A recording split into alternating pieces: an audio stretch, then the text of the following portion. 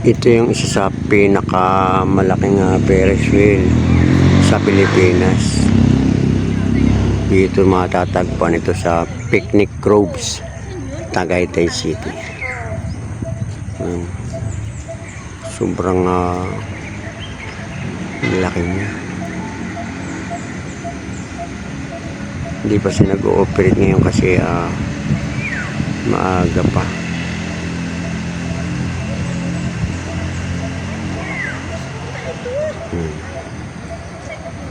So ang bayad niya, tingnan nga natin kung magkano ang bayad kapag sumakay ay 150 per head. Lapit tayo para mas makita natin.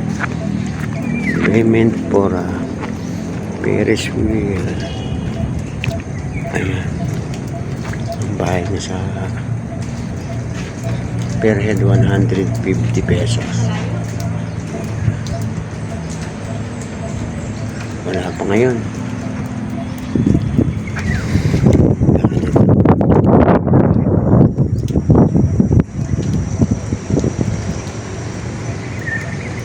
Isa sa pinakamalaking Ferris wheel na nakita sa kasaysayan. Ang laki nito.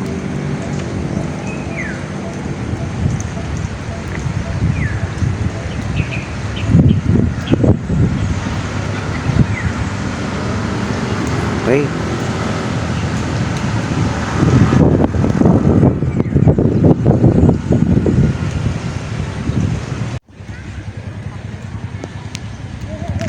Lalaki ng poste nito.